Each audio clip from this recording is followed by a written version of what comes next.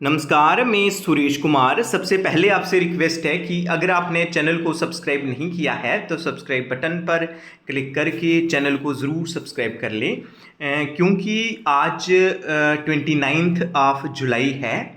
तो इसमें जो आंगनवाड़ी वर्कर्स को अपना जो पोषण ट्रैकर है वो ज़रूर चेक करना है और उसमें कुछ एक जो चीज़ें हैं, कुछ एक जो एस्पेक्ट्स हैं वो ज़रूर देखने हैं कि क्या वो फिलअप हुए हैं या नहीं हुए हैं। अगर नहीं हुए हैं तो उन्हें इमीडिएटली आपने क्या करना है कि इनको कंप्लीट करना है। सबसे पहले जब हम देखते हैं डेली ट्रैकिंग में, तो आपने यहाँ पे कुछ एक साथ साथ में आपको जी बताते चलें कि जो आंगनवाड़ी वर्कर्स हैं वो एक दो दिन से जी कह रही हैं कि कुछ एक आंगनवाड़ी वर्कर्स की जो पोषण ट्रैकर पर जो अटेंडेंस हैं, जो मॉर्निंग स्नैक्स है वो जो उसमें जो बेनिफिशरीज हैं वो शो नहीं होते हैं।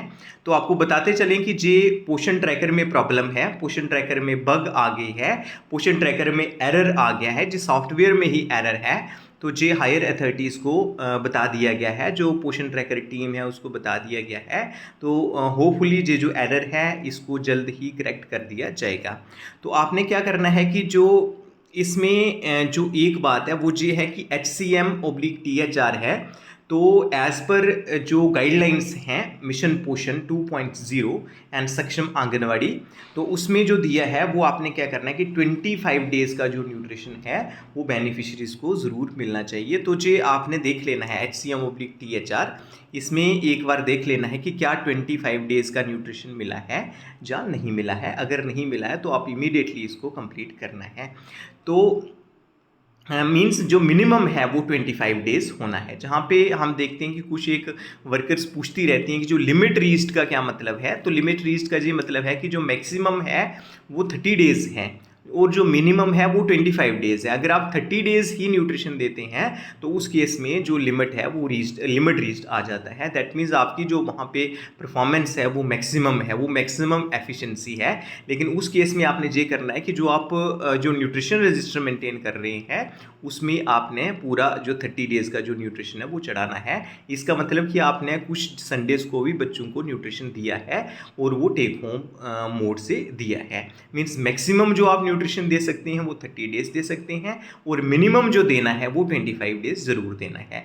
तो 25 डेज से कम नहीं होना चाहिए, क्योंकि जे गाइडलाइंस हैं और जे जो मिशन जो मिशन पोषण 2.0 है उसमें यही है कि जो मिनिमम जो 25 डेज़ इन अ मंथ जो न्यूट्रिशन देना है और minimum 300 days per year per annum जो न्यूट्रिशन है वो बेनिफिशरीज़ को मिलना ही मिलना चाहिए। तो उसके बाद हम देखते हैं कि आपने क्या करना है कि जो होम विजिट्स हैं, बहुत सारी आंगनवाड़ी वर्कर्स हैं उनके होम विजिट्स पेंडिंग रहते हैं। तो कई बार होता है कि जो हाइट वेट है या होम विजिट हैं उनके पेंडिंग रह जाने से वो जो आंगनवाड़ी वर्कर्स हैं वो एलिजिबल नहीं होती हैं इंसेंटिव्स के लिए। आप पिछले दिनों में जम्मू कश्मीर में देख रहे होंगे कि आंगनवाड़ी वर्कर्स के जो पोषण ट्रैकर के इंसेंटिव्स आए हैं और कुछ एक आंगनवाड़ी वर्कर्स हैं उनके कुछ एक मंथ के इंसेंटिव नहीं आए हैं, क्योंकि उन्होंने उसका यही कारण था कि उन्होंने जहाँ तो 15 तारीख से पहले हाइट वेट नहीं भरा था। तो कई बार होता है कि वर्कर्स कहती हैं कि हमने तो 15 तारीख से पहले हाइट वेट भरा था। उस केस में दैट मीन्स उनके जो होम विजिट थे वो पेंडिंग रहते थे। उस केस में अगर पेंडिंग रहते हैं, आपने होम विजिट नहीं किए, उस केस में आप जो है इंसेंटिव के एलिजिबल नहीं होंगे। और ये जो इंसेंटिव है ये 500 पर मंथ होते हैं, इसलिए आपको चाहिए कि जो होम विजिट है वो ड्यू डेट से पहले आपने कंप्लीट करने ही करने हैं। आपने होम विजिट करने हैं और वहाँ जाके आपने जो वीडियो जहाँ पे दिया होता है वो शो करने हैं।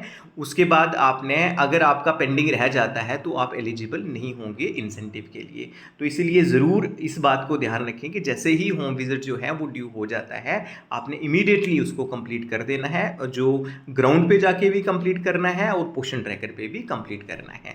उसके बाद जो कम्युनिटी बेस्ड इवेंट्स है, जैसे आप मोर पे जाते हैं, मोर के बाद जो इवेंट्स पे जाएंगे, इवेंट्स पे देखना है एक कम्युनिटी बेस्ड इवेंट्स हैं वो 2 होने चाहिए।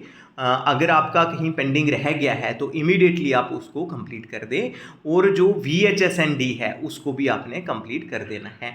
तो जो कम्युनिटी बेस्ड इवेंट है अगर आपके 2 हो जाते हैं तो आप उस केस में 500 पर मंथ जो है वो चार्जेस आपको मिलेंगे। जो आप वहाँ पे जो कम्युनिटी बेस्ड इवेंट्स में जो लोग आए होते हैं उनको जो आप स्नैक्स वगैरह देते हैं जो उनके चार्जेस होते हैं। दैट मीन्स अगर आप पोषण ट्रैकर पे 2 कम्युनिटी बेस्ड इवेंट अपलोड कर देते हैं और 15 तारीख से पहले पहले जो है हाइट वेट कर देते हैं और साथ में होम विजिट जो है वो ड्यू डेट से पहले पहले कर देते हैं, तो आपका टोटल वो जो 500 इंसेंटिव का आ जाएगा और 500 कम्युनिटी बेस्ड इवेंट्स का आ जाएगा।